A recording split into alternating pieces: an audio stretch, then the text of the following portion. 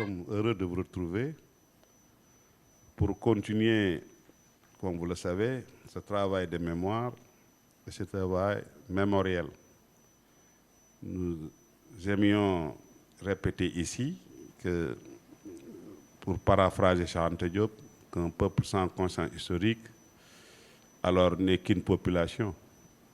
Et notre dernier invité le rappelait fort bien en usant de la statistique pour parler un peu d'agrégat. Notre travail donc s'inscrit dans ce devoir de mémoire et ce travail mémoriel. Aujourd'hui, nous avons un invité de marque qui d'ailleurs va davantage nous expliquer pourquoi ce besoin d'ancrage, n'est-ce pas, dans notre culture, dans notre histoire. Parce qu'il sera question naturellement d'aborder un thème particulièrement intéressant, donc l'utilisation des langues nationales et la gouvernance linguistique au Sénégal. Monsieur Diagne, pour ne pas le nommer, est un pur produit de l'école publique sénégalaise. Naturellement, un profil du genre, j'aime toujours alors user de la métaphore qu'on prête à Mamoussé Diagne, qu'on attend aussi ici. Alors, en parlant de Ibader Thiam, il lui était difficile de vouloir habiller un baobab. Donc, sous la permission de Moussé Diagne, je vais particulièrement donc être moyen, en tout cas prolixe, n'est-ce pas, sur son parcours, son CV naturellement. Parce que là, ça nous prendrait énormément de temps. Donc, avec sa permission, nous allons peut-être parler de certains aspects par rubrique. D'abord, la formation. Monsieur Diagne, monsieur Mbaké Diagne, est docteur des universités, option linguistique, descriptive et didactique à Paris, à l'INALCO Paris, en 2009. En 2003, il était boursier de la School of Oriental and African Studies de Londres. En 2002, il obtient son DA de linguistique à l'UCAD. En 2000, donc, il est dans la formation inspecteur d'éducation avec un CAI EE, certificat d'aptitude aux fonctions d'inspecteur de l'enseignement élémentaire à l'UCAD. Entre 1998 et 1999, il a un certificat d'aptitude aux fonctions de professeur d'enseignement anglais à l'UCAD. En 1998-1999, il a une maîtrise S-Lettres d'anglais à l'UCAD. En 1999-2000, une maîtrise de recherche en linguistique dont le mémoire porte sur la phonologie du Bayot. Peut-être il va nous expliquer de quoi il s'agit. Et en 1998-1999, il obtient une maîtrise S-Lettres anglais, toujours à l'UCAD. Alors, monsieur Diagne, vous permettez, comme je l'ai dit tout à l'heure, on ne peut pas habiller un baobab, surtout pour une émission, n'est-ce pas, du genre. Juste pour dire simplement à nos téléspectateurs que nous avons aujourd'hui en quoi un grand monsieur. Mais en lisant tout à l'heure, avant d'entrer dans le vif de notre sujet, un constat alors est fait. Mais on dit que c'est en Afrique subsaharienne seulement que l'enfant commence l'école de base avec une langue étrangère. Comment expliquer tout ça alors que vous menez des recherches? Merci, M. Bey. Bonjour et je salue vos spectateurs et vous remercie pour l'invitation. Bon, j'ai écouté difficilement votre présentation parce qu'en réalité, l'étiquette et le titre que je préfère le plus, c'est que si je suis un enseignant. Un enseignant, si on me présente comme un enseignant, on a presque dit tout. Absolument. Donc, j'ai été instituteur, donc je n'ai jamais sorti d'ailleurs de l'éducation. Voilà, donc c'est ça, humblement, et je voudrais vraiment dire que je suis un Sénégalais qui a été formé par le Sénégal et je fais le maximum pour être un bon enseignant. Là où je suis, je me sens enseignant. Voilà. Merci. Voilà. Maintenant, pour venir à votre question, qui est la grande question qui couvre toutes les autres questions sur les langues nationales. Pourquoi c'est en Afrique seulement qu'un élève qui entre à l'école n'est pas éduqué, n'est pas instruit, n'est pas enseigné dans sa langue première, dans la langue qu'il maîtrise le mieux? Ça, c'est la grande question. Et si on répond à cette question, je pense qu'on aura des solutions pour ce qui freine les systèmes éducatifs sénégalais. Ce n'est pas le seul obstacle, mais c'est l'obstacle majeur. On me dira que, bon, si les peuples africains ont été colonisés, et par la force, on leur a imposé une autre culture, d'autres langues. Oui, soit, c'est vrai. Mais on ne peut pas continuer à subir cette histoire depuis plus de 60 ans. Bientôt un siècle, que nous nous sommes déclarés indépendants, mais sur ce plan-là, notre souveraineté n'est pas encore réelle. Et c'est pour ça que je dis qu'il y a deux causes. Vous m'avez demandé pourquoi. La première, c'est historique. Nous avons été dominés.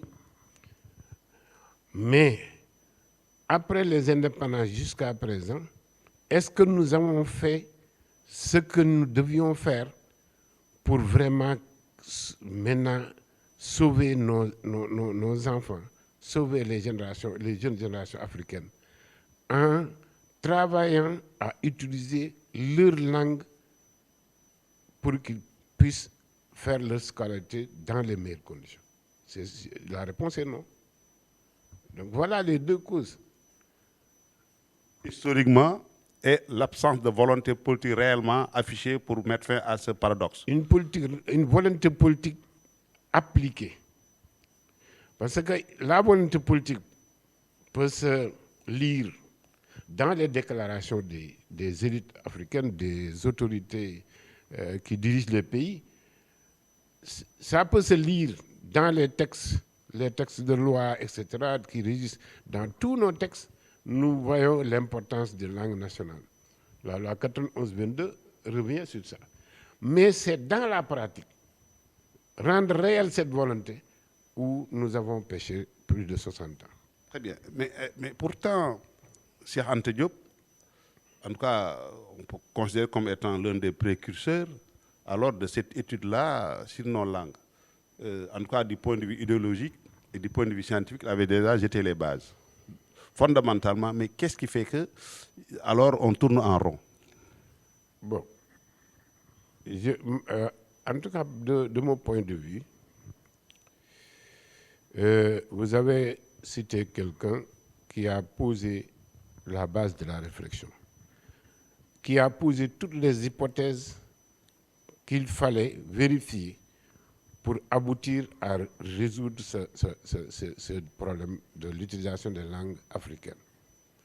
Cheikh Anta nous a donné la matière, nous a donné la problématique, a soulevé les questions, a posé les hypothèses, mais nous avons péché à continuer ce travail-là avec des recherches basées sur des données probantes pour vraiment voir maintenant, avoir les solutions et utiliser nos langues. Donc nous avons péché, on n'a pas continué son travail. Et là, je pense que aussi,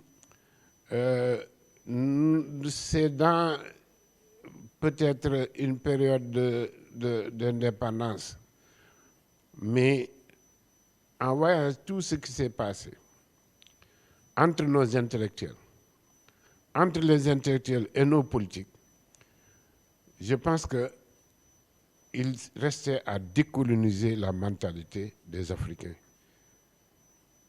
Parce que ce combat ne pouvait être gagné que par des Africains qui croient en Afrique, qui croient à la souveraineté africaine et qui croient au panafricanisme, pour pouvoir réellement, avec courage, se lancer dans ce chantier.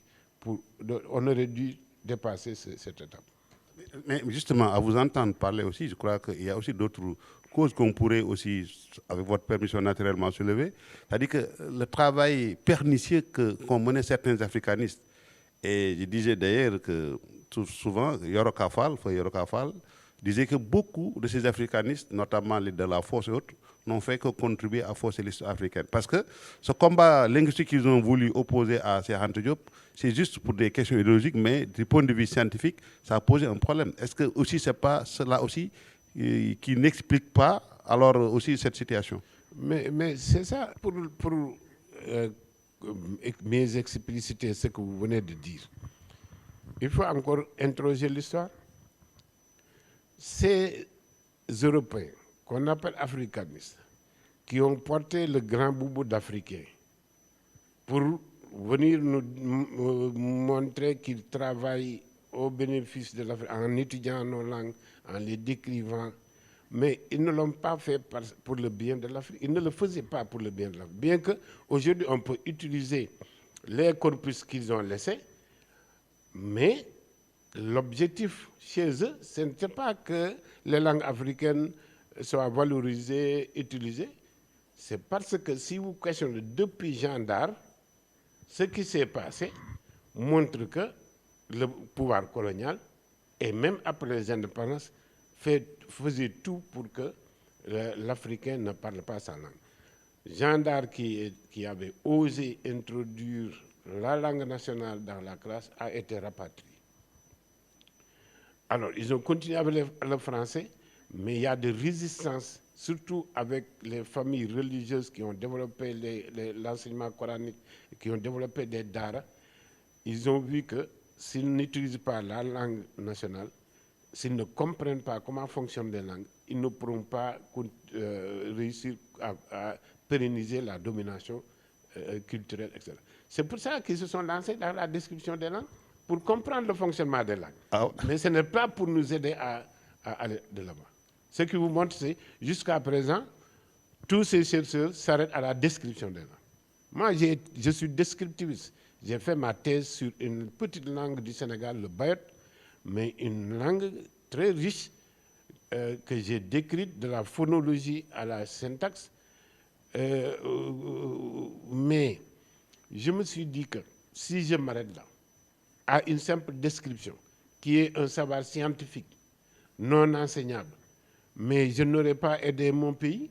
Donc, il fallait passer à la réflexion et à la recherche sur comment enseigner ce savoir, après avoir compris comment fonctionnent nos langues, comment les rendre enseignables, comment rendre ce savoir scientifique enseignable. C'est pour ça que je me suis lancé dans la didactique. C'est la linguistique appliquée. Et comme je suis au centre de linguistique appliquée de Dakar, c'était le lieu bien indiqué pour faire ce travail-là. J'ai fait toute ma recherche sur ça. Donc, les africanistes, bon, de toute façon, il n'y a aucun peuple qui va venir faire pour un autre peuple ce qu'il doit faire.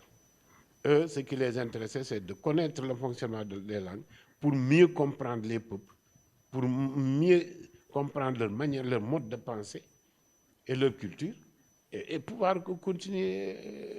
Et c'est ce qui continue jusqu'à présent. Très bien. Mais justement, en tant qu'enseignant, un homme du Sérail, est-il aujourd'hui acceptable, en tout cas, de continuer à vouloir imposer le symbole?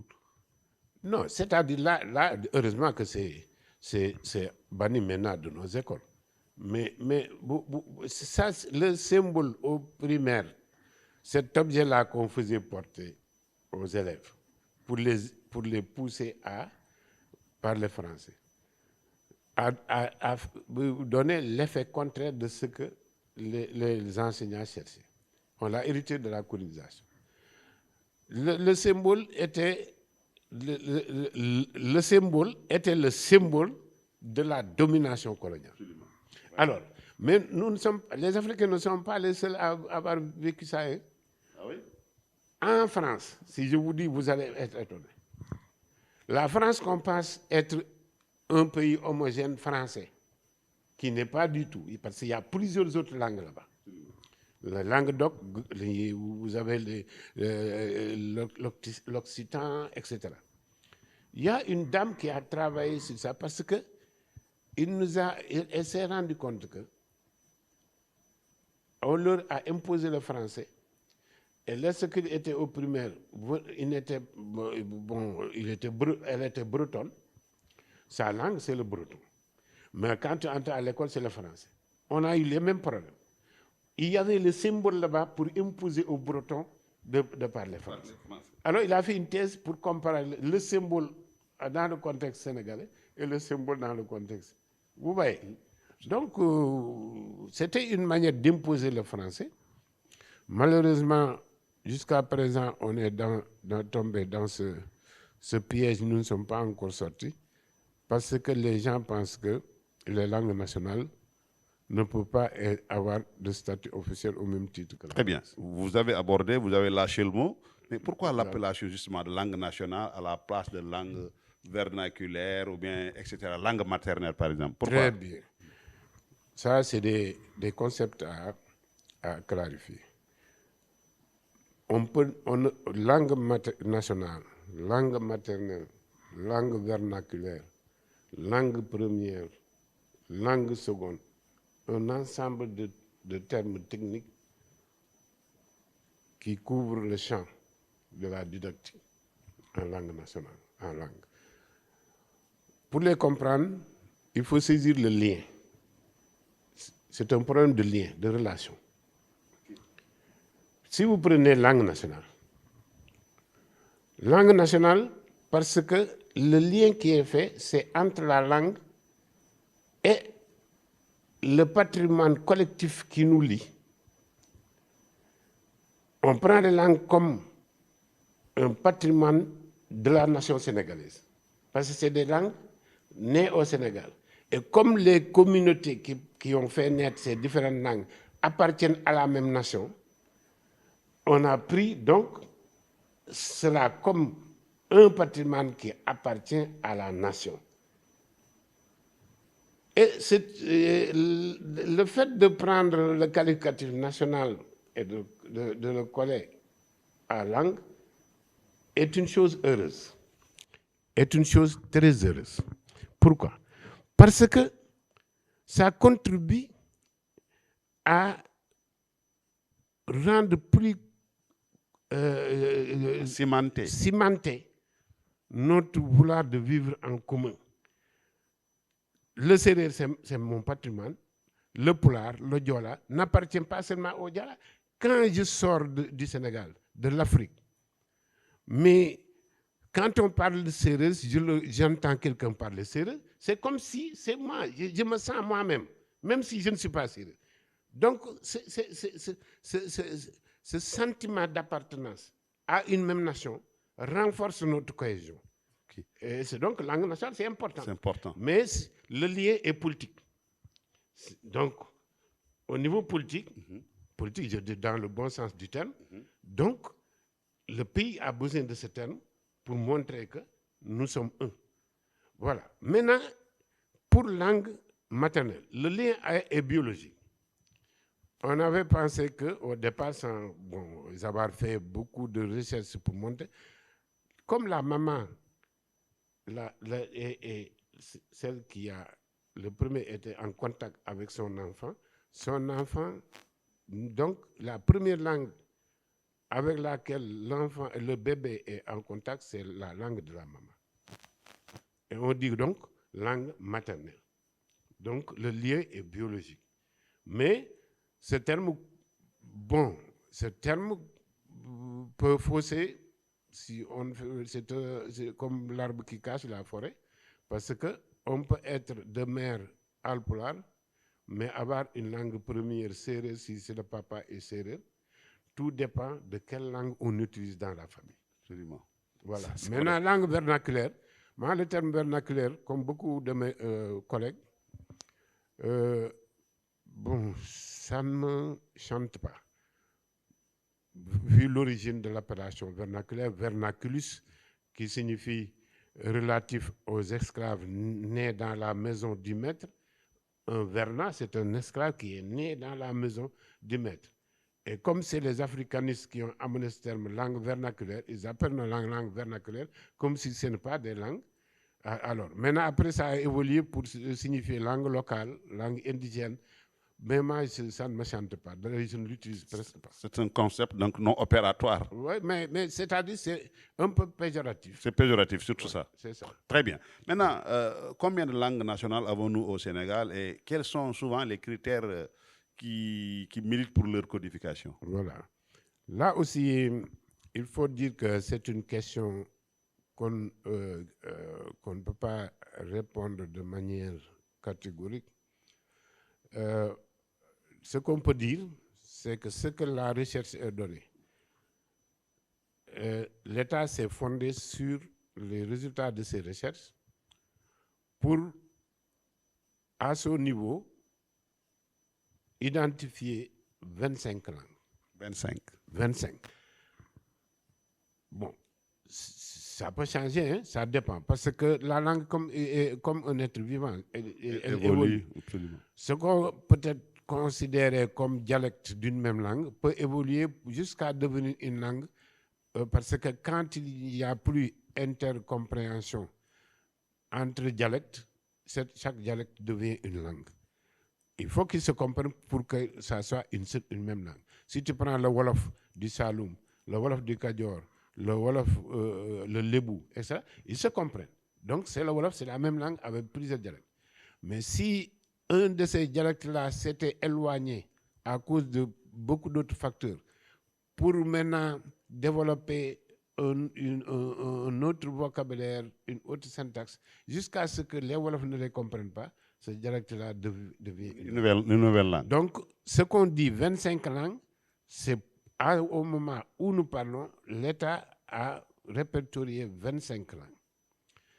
Maintenant, ces 25 langues, on a codifié 22 langues.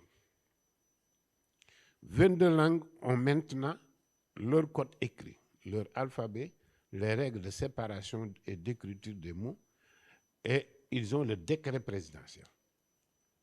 Alors, maintenant, pour vous me demander les critères. Pour être la langue nationale du Sénégal et pour être codifiée, il faut que la langue d'abord démontre son existence sur le plan des locuteurs, une communauté vivante qui a une histoire, l'oralité, qui montre que cette langue est du Sénégal. Ça, c'est une première chose. Et maintenant, donc, étant maintenant langue nationale, il reste à ce que la communauté soit assez dynamique pour frapper à la porte de l'administration pour demander à ce que sa langue soit codifiée. Ça, c'est un principe très fort parce que ça montre, c'est une approche participative que les communautés elles-mêmes demandent la codification de la langue. Alors, mais l'autre critère est que pour que l'État maintenant puisse s'engager et engager des équipes techniques là-dessus, il faudrait que cette langue-là ait été décrite scientifiquement par des universitaires, par des chercheurs, c'est sur la base de ces recherches-là qu'on peut maintenant tirer les règles d'écriture de la langue. Donc, une langue qui n'a jamais été étudiée, qui n'a jamais été décrite par les chercheurs, par les linguistes, on ne peut pas le codifier parce qu'on on n'aura pas les règles de fonctionnement de la langue sur tous les plans. Très bien. Voilà. Donc, je crois que c'est bien dit. Maintenant, selon vous, en tant que spécialiste, est-ce que nos langues sont suffisamment valorisées? Si oui ou non, il faut peut-être nous donner les raisons.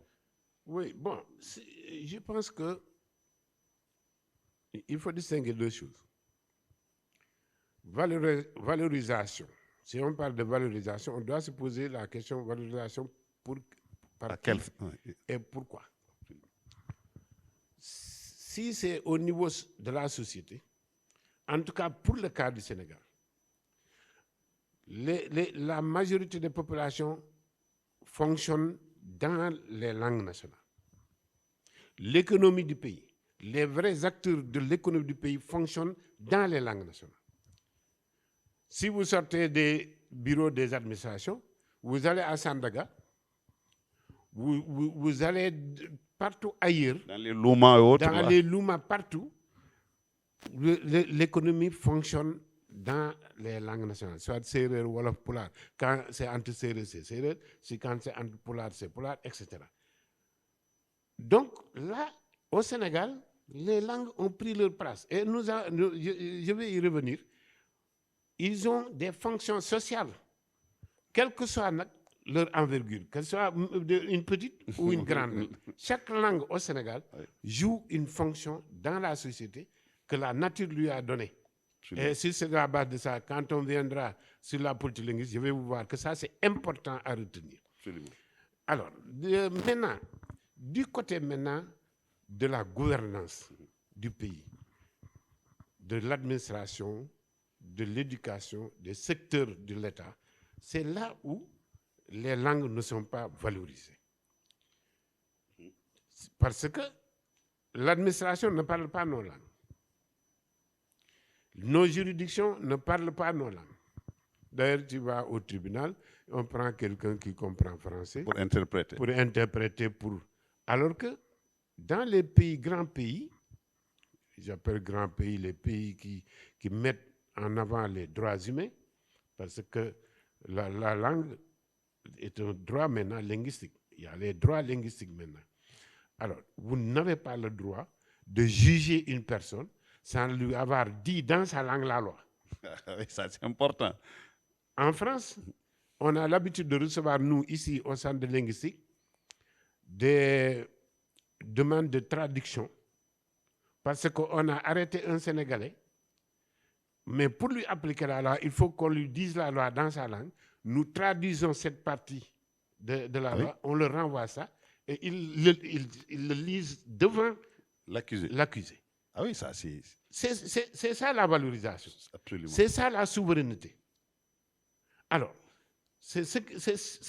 tant que ça, on ne l'a pas réglé. On a beau parler de valorisation, mais on ne valorise pas. Il faut que les populations soient gouvernées, administrées, gérées dans leur langue. Les gens vont me dire comment, parce qu'il y a plusieurs langues. Je leur ai dit que devant toute difficulté, la science a une solution. Il ne faut pas se fier à nos sentiments, à nos opinions. Que les scientifiques étudient la difficulté, ils vous trouveront une solution. Et nous savons que c'est possible. Et il n'y a aucune difficulté d'ailleurs. Très bien. Si ça vient d'un spécialiste, ça nous rassure. Donc, il faut, comme vous avez dit, en tout cas dans cette quête de souveraineté, donc être beaucoup plus concret. Oui, pratique. Appliqué. Le Sénégal, bon, je vais sauter tout de suite. Le Sénégal doit avoir une politique linguistique validée. Le ministère, il travaille depuis plus de 10 ans. Et avec notre nouveau ministre, M. Mamadou Guirassy, que je salue au passage, il a relancé le travail. Et je pense que tout ce qui se passe maintenant, surtout dans le secteur éducatif, montre que l'État doit faire vite à élaborer sa politique linguistique et le valider et commencer à la mettre en œuvre. Très bien. Ça veut dire que donc on ne doute pas donc un instant de production de qualité dans nos langues. Ça, c'est clair. Je pense que maintenant, il n'y a plus de doute. Vous cherchez un roman de qualité.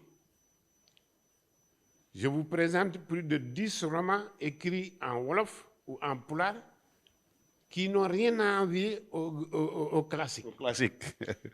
Bon, et même, nous en reviendrons, par l'alphabétisation. L'alphabétisation a produit des gens qui n'ont jamais fait l'école, qui aujourd'hui écrivent la langue et ont produit des romans de la littérature dans leur langue. Je vous dis qu'aujourd'hui, au Sénégal, il y a des entrepreneurs, des femmes qui, par l'alphabétisation, ont monté leur unité de production et ont fait le tour du monde. D'ailleurs, on les a amenés partout pour les montrer. Ça, je vous le dis. Très bien. Vous avez tout à l'heure abordé une question fondamentale, c'est-à-dire que le rapport, en tout cas, disons, la place des langues nationales dans l'enseignement formel, oui, surtout dans la promotion des sciences, de la technologie, du numérique et de l'intelligence artificielle. Voilà. Où est-ce que nous en sommes? Là, vraiment, il faut vraiment lever le chapeau pour le Sénégal. Le Sénégal a beaucoup fait dans ce domaine-là, depuis les indépendances jusqu'à maintenant. À partir des années 60-70, c'est le centre de linguistique qui a le premier lancé l'utilisation des langues dans les écoles, avec les classes télévisuelles, non télévisuelles. Et c'est là-bas que nous avons remarqué que pour que l'école sénégalaise avance, il faut que l'enseignement se fasse dans la langue que maîtrisent les enfants. Après, il y a eu une dizaine d'autres projets d'expérimentation. Je ne vais pas les rappeler tous. Et jusqu'en 2017-2018, on était dans l'approche projet, toujours essayé, mais comme c'était des projets financés par des bailleurs externes, quelquefois, si le bailleur disparaît, le projet s'arrête. De 2002 à 2010, il y a eu la mise à l'essai qui est allée jusqu'au CM2, jusqu'à la 3e étape. Et il ne restait qu'à généraliser. Mais comme c'est la Banque mondiale qui finance ça, lorsque le financement est arrêté, le projet s'est arrêté, on n'a jamais généralisé. Mais c'est en 2016-2017 que le ministère a fait appel à des personnes ressources, des professeurs comme moi, des chercheurs, pour maintenant tirer des leçons à partir de toutes ces généralisations depuis avant l'indépendance et pondre un modèle unique qui va servir à l'État d'utiliser les langues dans le système éducatif. C'est là où on a vraiment eu le modèle harmonisé d'enseignement bilingue au Sénégal, le MOEPS.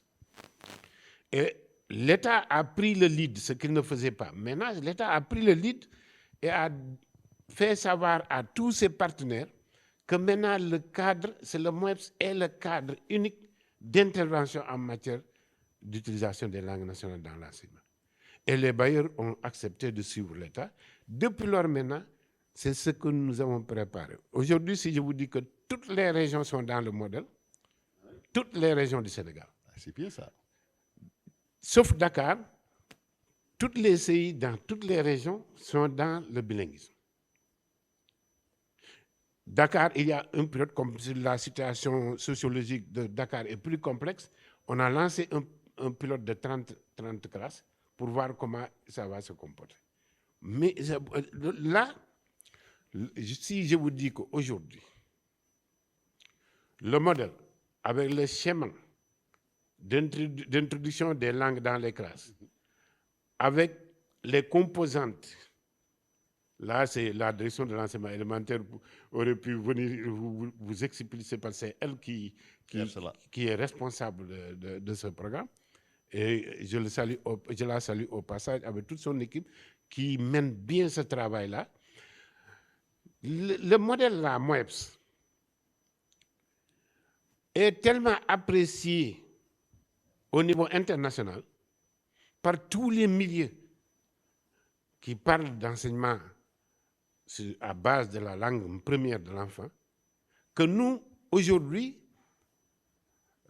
nous vivons une psychose parce que les gens nous disent qu'on attend le Sénégal pour voir comment l'élargir. Comme d'habitude. Comme d'habitude. Alors, jusqu'ici, on réussit la chose. Sous l'autorité du ministre, vraiment, à chaque fois qu'il y a un goulot d'étranglement, s'il est au courant, il intervient pour débloquer la situation. Cela veut dire que le modèle, la mise en œuvre, vraiment va pour le moment comme on l'attendait. Et il faut continuer la situation. Maintenant, nous avons aussi, du côté de l'alphabétisation, le Sénégal a une longue tradition d'alphabétisation. Je vous ai donné quelques fruits de l'alphabétisation avec des dames analphabètes qui sont devenues lettrées, qui ont atteint le niveau intellectuel d'écrire des romans. Je vous ai donné des groupements féminins qui ont transformé leur groupement en unité, en entreprise, grâce à l'alphabétisation qui les a aidés à pouvoir lire, compter, calculer et gérer leur activité génératrice de revenus. De ce côté, le Sénégal n'a rien à apprendre dans l'alphabétisation. Donc, il nous reste maintenant de réussir le MOEPS.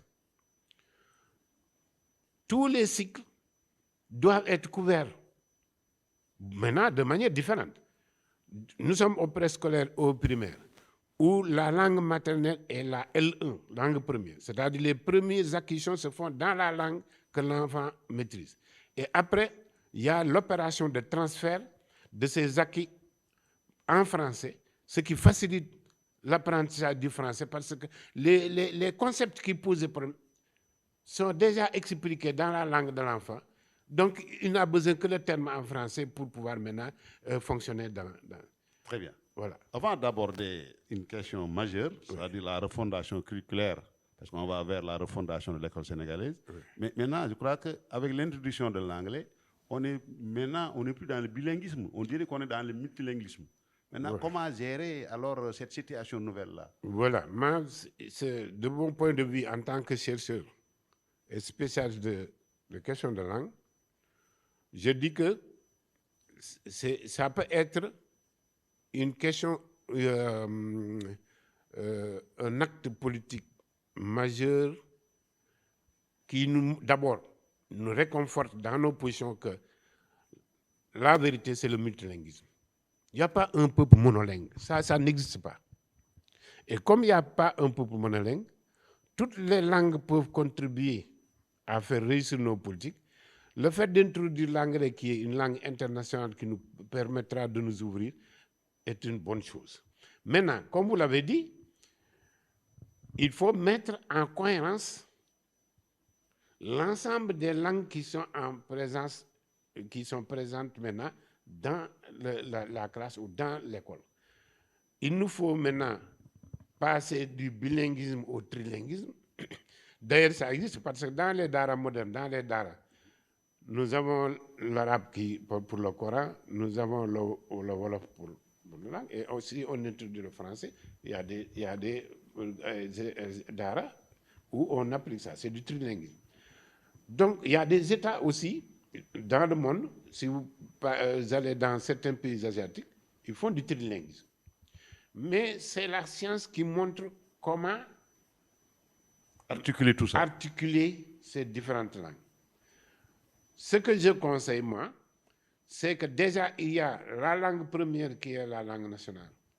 Il y a le français qui est devenu notre patrimoine, parce que le français n'est plus pour nous une langue étrangère.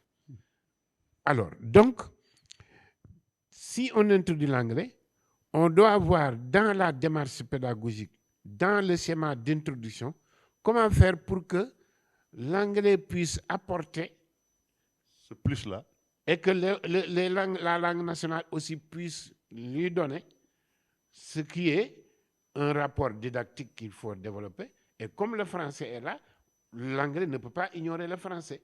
Donc c'est un trilinguisme qu'il faut développer et je sais que nous sommes capables de le faire. Je pense que le ministre attend que ça soit bien assis. Il y a le problème de la formation des enseignants, des maîtres d'anglais. Il y a aussi tous les préalables et didactiques. Et comme il l'a lancé, nous sommes en train de suivre et d'améliorer, de corriger. Il y arrivera au moment. Je pense qu'il va maintenant amener la réflexion à ce que comment faire pour que tout ça là forme un tout. C'est vraiment, je pense qu'on va aller vers là. Très bien. Donc, je disais tout à l'heure, nous sommes, en tout cas, le comité scientifique a été lancé pour la refondation de l'école sénégalaise. Je disais d'ailleurs à quelqu'un, c'est peut-être pour mieux apestiser un peu la charge qu'on parle de refondation, mais est-ce que parler plutôt de décolonisation ne serait pas plus pertinent en tant que linguiste? Bon, si je parle en tant que chercheur tout court, absolument, universitaire, pas conseiller technique, ni inspecteur général, mais en tant que chercheur universitaire, avec libre réflexion. Je pense que ceux qui parlent de décolonisation de nos curriculums n'ont pas tort. la décolonisation de nos programmes, la décolonisation de nos systèmes éducatifs dans leur structuration et leur mode de fonctionnement. C'est pour cela qu'avant d'être conseiller technique, lorsque j'ai entendu le ministre parler de société éducative, moi j'ai sauté. J'ai dit que voilà le chapeau qui nous manquait. Tant qu'on ne pense pas à la société pour refaire l'école, on n'est pas encore pour moi, dans le droit chemin. Dans le droit chemin.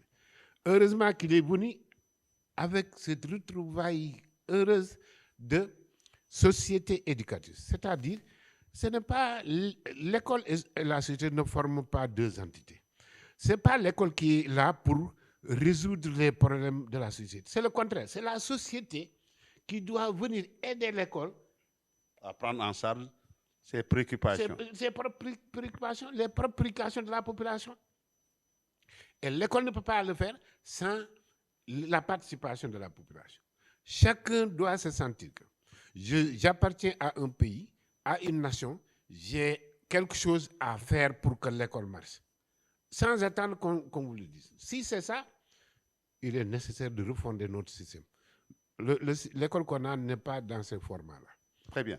Donc, on va vers cette refondation. En tant qu'inspecteur général de l'éducation, probablement, vous avez peut-être votre mot à dire dans cette refondation curriculaire. Ne serait-ce que pour ce qui est des questions de langue et autres, les langues nationales. En fait, quelle devait être la place des langues nationales dans cette refondation? Voilà, je disais que de toute façon, la question de la refondation, il y a une personne plus assermentée que moi, c'est la doyenne de l'inspection générale et le ministre lui-même. Mais du point de vue des langues, je peux, en tant que chercheur dans ce domaine, donner mon avis. Et ça, c'est l'avis partagé. D'ailleurs, la doyenne me dit toujours de faire vite pour cette réflexion-là, pour le verser dans... Mais avant d'être inspecteur général, encore moins conseil technique, ma conviction scientifique est que les systèmes éducatifs de nos pays seront multilingues ou ne seront pas. Pourquoi? Parce que on ne peut pas continuer à amener nos enfants à perdre des années mentales qu'ils ne récupéreront plus jamais dans leur vie. Je m'explique. Vous prenez un enfant manding qui a vécu dans la forêt casamançaise. Cet enfant, il a maîtrisé l'environnement forestier durant son enfance avant d'aller à l'école. Il accompagne son père au champ, il chasse avec ses camarades, à partir de 7 ans on peut le faire, et dans sa langue, il a déjà intériorisé le monde autour de lui, avec tout ce que cela implique. Et je vais vous montrer que même sur le plan du savoir-faire, l'enfant sait déjà dans sa langue faire beaucoup de choses. Absolument. Moi, lorsque je suis entré à l'école à 8 ans, parce que j'étais dans le Ndongo Dara. Avant d'être à l'école, j'ai presque maîtrisé la brousse qui était autour de ma ville, parce qu'on passait toute la journée à faire la chasse dans la brousse. Et même dans les activités de chasse, je savais qu'il y a quelque chose qu'on appelle cercle, même si je n'avais pas le mot en français. Je savais comment viser un lapin pour l'atteindre. Donc, je savais aussi qu'il y a ce qu'on appelle la tangente, ce qu'on appelle diamètre, parce que le lapin en courant faisait un demi-cercle. On le savait, nous, et on le savait là où l'attendre pour l'atteindre. Et j'arrive à l'école, On me dit tout cela maintenant, il faut le laisser de côté. Profite. Il faut aller apprendre le monde Autrement. avec le français. Maintenant, pendant 6 ans, c'est à la 6e année que j'ai commencé à réellement comprendre le français et à commencer à exprimer le monde en français.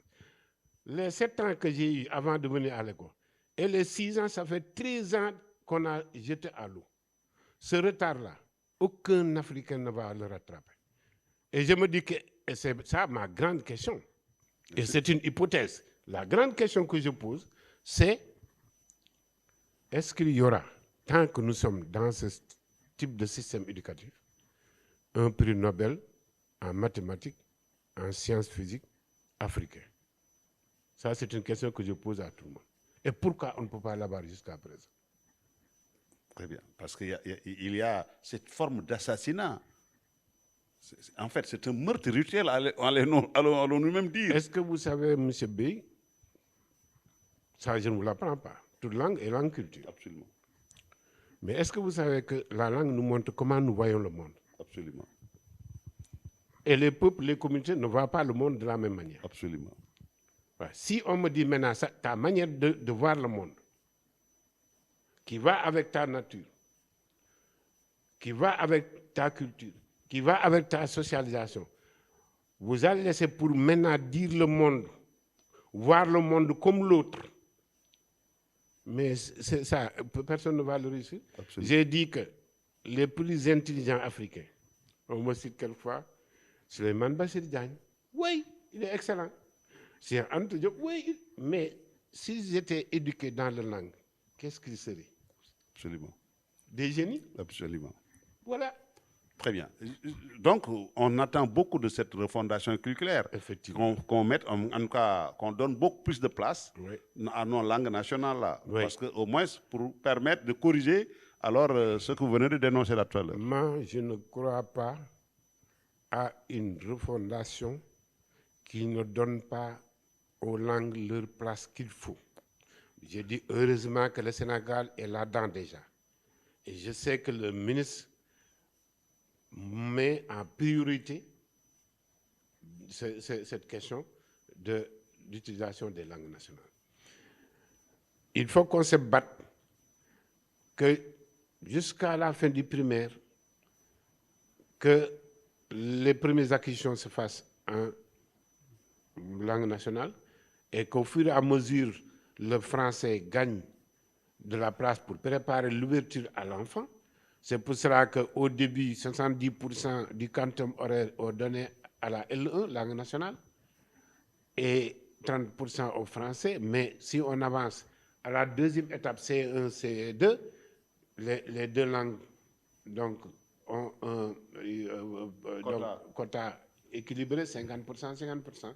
Et à la troisième étape, CM2, le français prend plus de temps que la langue nationale.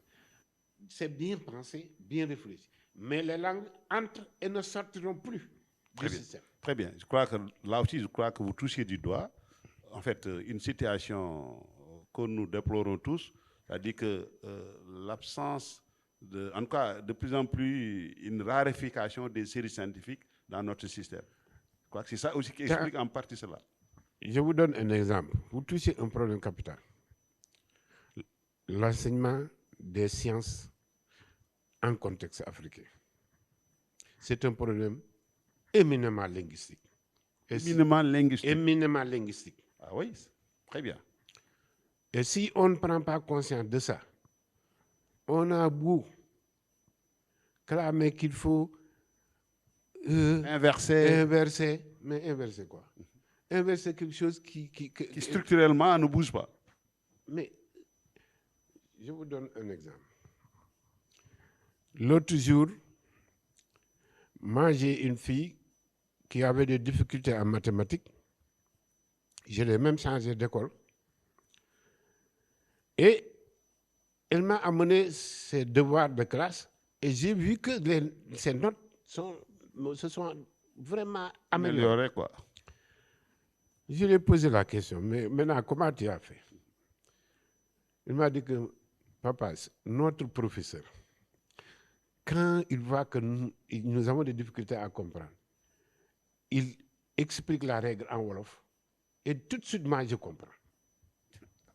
Ouais. Oui, absolument. Combien d'enfants vivent ça? Absolument. Mais c'est un drame. Hein? Je vous ai dit que c'est une question éminemment linguistique. Absolument. Les mathématiques, c'est un langage. Ce n'est pas autre chose. C'est un langage. Oui, on le définit comme tel. C'est que ce langage-là est dénué de toutes ces froidures. Il n'y a pas des équivoques. C'est un langage clair, systématisé, propre. Mais c'est un langage, c'est des mots. Absolument. C'est une manière de dire le monde. Absolument. Les gens, quand on parle de mathématiques, ils pensent à calcul. Non. Les mathématiques, c'est un langage pour dire le monde. Et d'ailleurs, selon un éminent saint, le monde même serait, Dieu aurait créé le monde sur une base mathématique. C'est sûr. Alors, donc, maintenant, si vous, ça, un langage précis, systématique, avec une logique, vous voulez le dire dans une langue étrangère à votre enfant. C'est terrible. Mais vous voyez que ce n'est pas un problème d'orientation. Dès le début, il y a des enfants qui rejettent les mathématiques parce que ça leur pose un problème. Et l'obstacle premier, c'est la langue. Absolument. L'abstraction. Si dans le théorème de Pythagore, tu lui dis des choses qu'il ne peut pas comprendre, parce que ce langage-là, ce n'est pas dit dans sa langue. Mais dis-lui ça dans sa langue. Absolument. J'ai visité des classes bilingues. Moi, j'ai été dans les écoles. Je me suis assis derrière les maîtres qui font les classes en pulaar ou en wolof. Et j'ai vu que, de ce point de vue, les élèves n'ont aucune difficulté.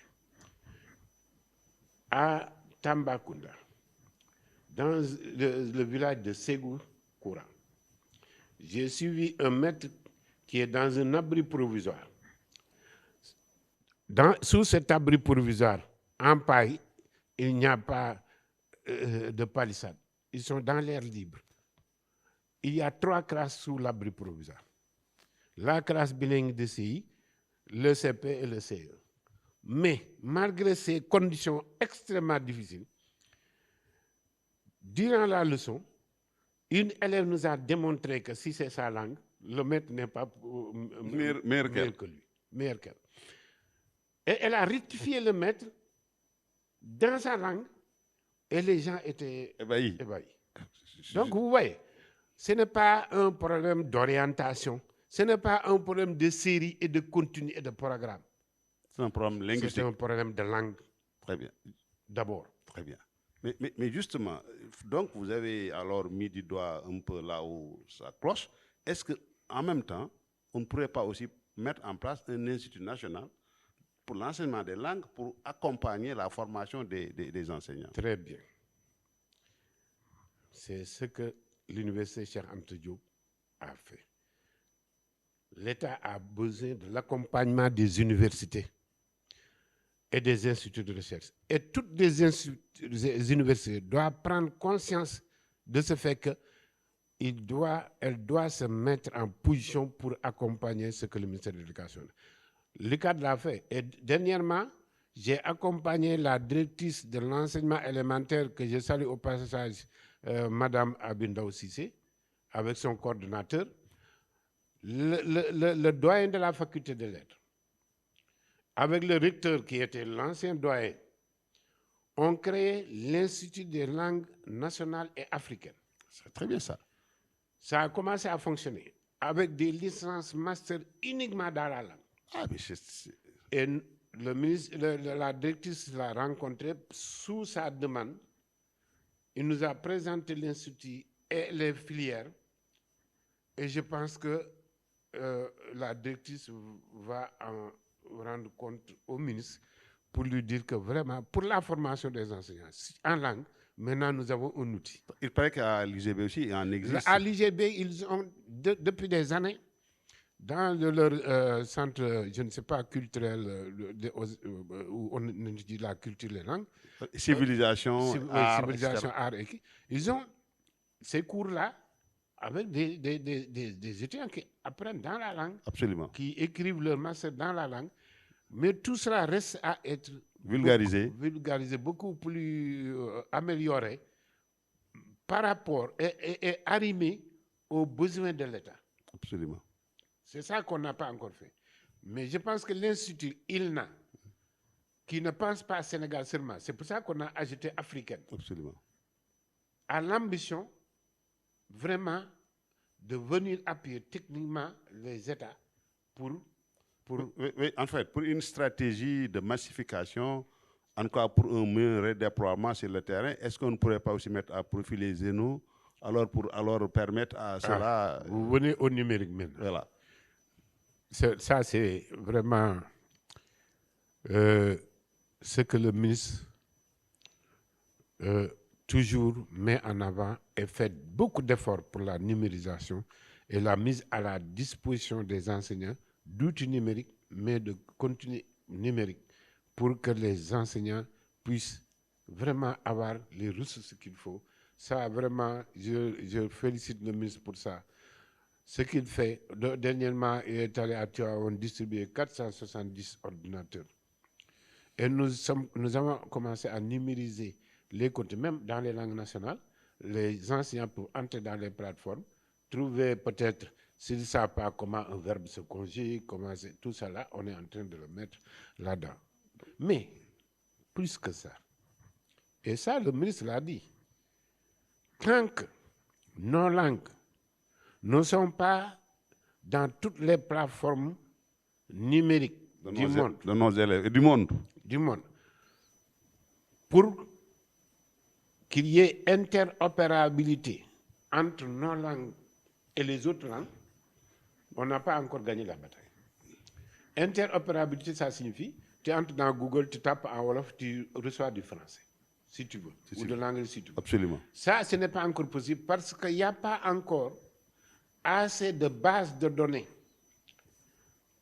non seulement lexicologiques, mais textuelles, pour que l'intelligence artificielle et le numérique puissent lire les langues. Absolument. C'est un travail que le Sénégal, là où nous sommes en retard. Là, vraiment, quoi faire maintenant? Comment faire? Il faut le faire. Maintenant, il y a toujours, je reviens à l'université, et vous avez parlé de Cheikh Anta Diop, à l'Institut l'IFAN, qui se nomme Cheikh Anta Diop aussi, il y a un grand projet que les collègues ont initié, qui s'appelle Sentermino. Sénégal Terminologie. Qui va développer une base de données numériques dans les langues qui sont utilisées à l'école et dans tous les domaines scientifiques. Ils ont présenté ça au ministre. Je les encourage, je salue ma collègue professeur Adji Sall, qui est la coordinatrice à l'IFAN.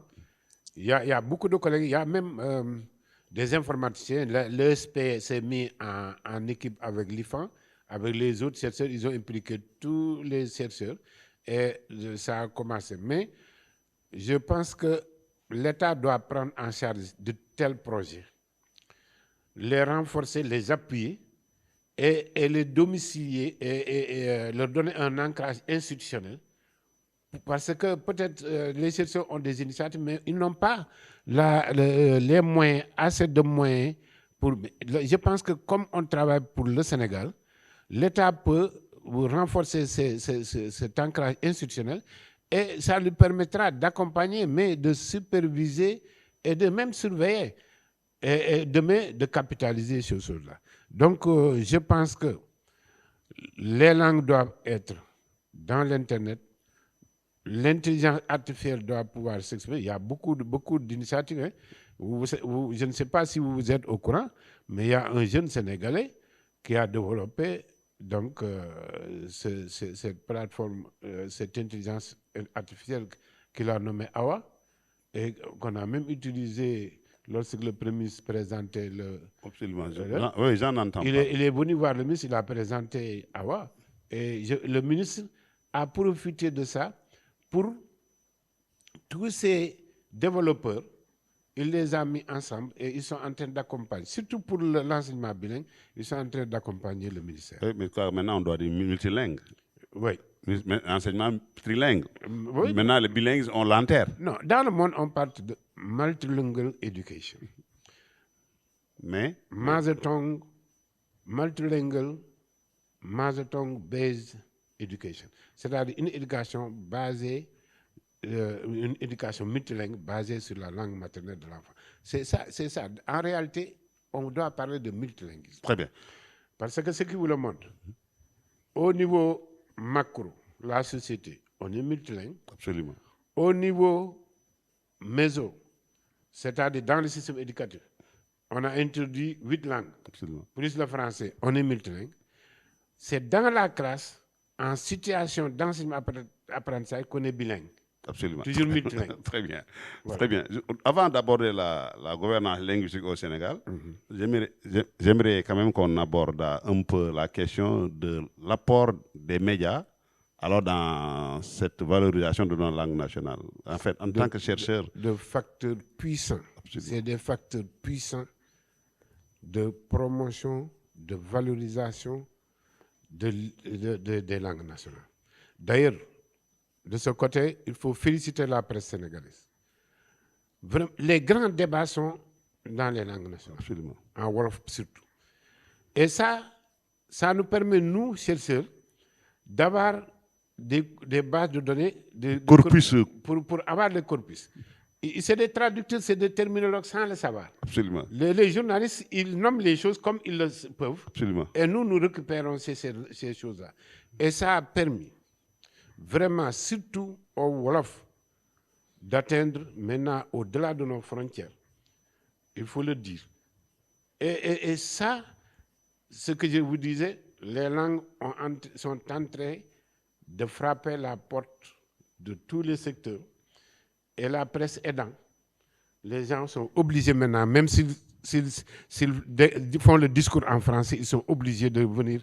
C'est maintenant une pratique. C'est une pratique maintenant. Très bien. Ça, c'est une très bonne chose. C'est pour cela que moi, j'ai l'idée qu'on devrait créer un cadre où le ministre va regrouper tous les responsables de desk langue nationale des organes de presse pour les accompagner à nous accompagner et systématiser ce qu'ils ont fait et le documenter. Je pense que même dans l'élaboration de la politique linguistique, ils ont quelque chose à dire. Très bien. C'est la même chose. Bon, non, allez-y, c'est la même chose. C'est la même chose avec les hommes de culture. L'industrie culturelle est en train de faire ce que nous voulions faire, c'est-à-dire non seulement valoriser les langues, mais les développer, les amener à des frontières qu'on ne soupçonnait pas. À cause de Youssou Ndour, de Baaba Maal, la langue Pulaar et la langue Wolof sont dans les palais des États-Unis, de France, parce qu'ils écoutent Youssou Ndour qui chante en Wolof. Ah oui? Et ils sont obligés d'aller. Pourquoi les Américains nous amènent le corps de la paix? Là-bas, avant de venir, ils maîtrisent la langue. Ils viennent ici pour se perfectionner. À cause de cet impact. Cette musique-là, qu'ils aiment bien, mais dont ils ne comprennent pas les messages, ils veulent comprendre les messages. Donc, ça, c'est extraordinaire. Moi, je suis allé à Leiden University, qui est en Hollande. C'est une vieille université, dans une petite ville, Leiden. Il y a un musée, un immense musée. C'est tellement immense, géographiquement parlant du lieu, mais parlant du contenu. Dans ce musée-là, vous avez des ailes. Et ces ailes, c'est comme des théâtres, notre théâtre national. C'est cette dimension. Ah oui? Chaque continent a une aile qui lui est dédiée. Si vous entrez là-bas, par exemple dans l'aile dédiée africaine, tout ce que vous imaginez qui montre l'Afrique, allant des animaux, des insectes, jusqu'aux populations, aux communautés, tout ça, nos manières de s'habiller, depuis il y a centaines d'années jusqu'à présent, ils ont trouvé toujours un spécimen et ils l'ont mis là-bas. Mais du point de vue de la musique, j'ai eu la surprise de voir qu'ils ont réservé à Youssou Ndour un coin où il y a son portrait. Et je dis que maintenant, voilà. C'est incroyable. Alors que Youssou Ndour ne chante qu'en Wolof, presque. Absolument. Alors, donc, je dis, là aussi, j'ai un rêve, c'est qu'on regroupe tous ces grands chanteurs.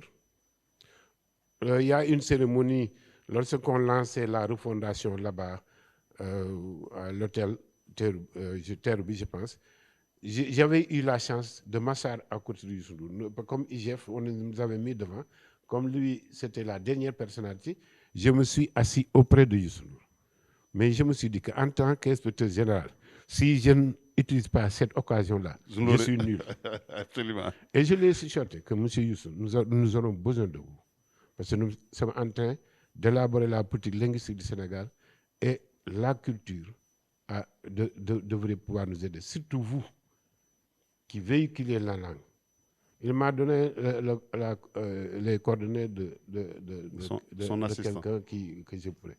C'est-à-dire ce que je veux proposer, et ça je vais le proposer au ministre, de mettre dans un cadre, comme il a toujours fait avec d'autres personnalités, Youssou Ndour, Baba Mal, Omar Pène, Cheikh Ndigal Lo, ces grands qui créent du savoir dans leur musique, de créer un cadre pour eux, pour qu'ils nous disent qu'est-ce qu'ils pensent de l'utilisation des langues nationales et qu'est-ce qu'on peut faire avec eux pour réussir cette politique-là. Je dois accepter cette proposition. Non, je n'ai pas encore fait la proposition. Moi, j'ai fait une proposition. Oui. J'espère que le débat, ce thème-là, il est tellement important, oui, au point que nous sommes obligés oui, de revenir. Je pense que aussi, quand on reviendra, je ne dois pas être seul. Oui. Maintenant, on verra. Si vous voulez ratisser totalement et faire les 380 degrés, si le ministre pouvait accepter de venir, le directeur de l'enseignement élémentaire, la doyenne de l'IG et moi, ce serait extraordinaire. Très bien. Maintenant, très bien. D'ici là, parce que je crois qu'on m'a fait signe que nous avons largement dépassé, on n'a même pas senti le temps passer. Oui, oui. Parce que la politique linguistique du Sénégal, on doit lui consacrer une émission entière. Très bien. Je crois que ça, on est d'accord là-dessus. Oui. Donc, chers téléspectateurs, vous le voyez bien, on n'a pas senti le temps passer, tellement c'est un débat particulièrement enrichissant. Et nous avons donc un passionné des langues nationales et du savoir de manière générale. Il a montré l'articulation, en tout cas ses attentes, alors ses envies, ses désirs, ses projets, pour que dans cette refondation de l'école sénégalaise, qu'on puisse alors associer tout le monde. Je crois que associer tout le monde aussi, je crois que ça, les gens se décideront, en tout cas de cette rencontre-là. Alors le ministre, le directeur de l'enseignement élémentaire, vous avez dit l'IGF, etc., pour maintenant qu'on puisse encore approfondir davantage cette question. En tout cas, on vous laisse cette initiative-là. On verra ce que ça va donner. Avant peut-être de nous quitter, nous allons seulement vous permettre de dire le mot de la fin pour qu'on se retrouve mercredi prochain. Je voudrais vous remercier. Vraiment, votre initiative. Et je pense que vous avez fait preuve de patriotisme en acceptant de venir animer une telle émission. Les émissions passées, je les ai regardées. Vous êtes en train de combler un vide et de nous aider, nous chercheurs, à rendre utilisables les résultats de nos recherche. Parce que si on ne met pas au courant les populations de ce que nous avons fait, ça n'a aucune autre. Absolument. Donc là, je vous félicite. Je félicite Canal Éducation. Je félicite la DRTS. Une longue histoire parce que la DRTS appartenait au CRAD. C'est avec les états généraux qu'on l'a remis au ministère parce que le projet CRAD a été arrêté. Alors, depuis lors, M. Tchane, vraiment, C'est quelqu'un que j'estime parce qu'il est courageux, il se bat et il a amené la division là où elle est. Et je pense que vraiment, il mérite nos félicitations et nos encouragements. Ce que je peux vous dire, c'est que les langues nationales, les langues de nos enfants, les langues premières de nos enfants, constituent un levier essentiel, j'allais dire indispensable, pour le développement durable de notre pays. La gouvernance, on n'en a pas bien parlé, beaucoup parlé. Mais tant qu'on gouverne par le français, que ne comprennent que 15 à 20% de notre population, on ne pourra pas parler d'inclusivité, d'approche participative du développement. Parce que c'est les populations qui sont les réels acteurs du développement. Maintenant, si les politiques publiques sont dites dans les langues que les populations ignorent, il sera extrêmement difficile à l'État de faire réussir ces politiques-là. Prenons l'exemple du ministre de l'Agriculture. Il se bat, il explique, mais les termes techniques qu'ils utilisent, les agriculteurs, les paysans ne les comprennent pas. Il faut qu'on assume notre souveraineté linguistique. Linguistique. Et la gouvernance linguistique doit être révolutionnée. Cette révolution linguistique va amener beaucoup de choses, même dans l'employabilité des jeunes. Certains jeunes qui ont raté l'école, on peut bel et bien les rendre employables sans passer par l'école formelle. Si on utilise la langue nationale, en 9 mois de formation, ces enfants-là, ces jeunes-là peuvent être employables dans nos entreprises. Donc les entreprises sont interpellées. Tous les secteurs de la nation. Les langues doivent être dans les tribunaux. Le président de la République doit s'exprimer d'abord dans la langue nationale et après en français. C'est ça ce qu'il faut faire. Là, si on le fera, vous verrez que tout le monde va s'intéresser. Très bien. Donc c'est le mot que je voulais dire. Valoriser, c'est investir dans une société plus inclusive. Et la porte d'entrée, c'est les langues nationales. Très bien.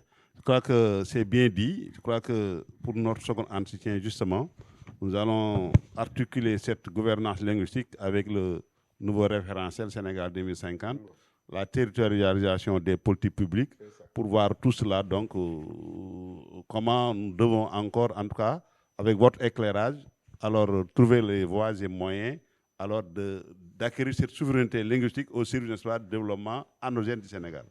Chers téléspectateurs de Canal Éducation, ça a été un réel régal, j'allais dire, alors de partager avec monsieur Ndiagne. Et je pense bien que le second entretien encore sera encore d'un intérêt beaucoup plus accru. En tout cas, d'ici là, nous vous demandons alors de continuer à suivre le programme de Canal Éducation et nous vous donnons rendez-vous très prochainement.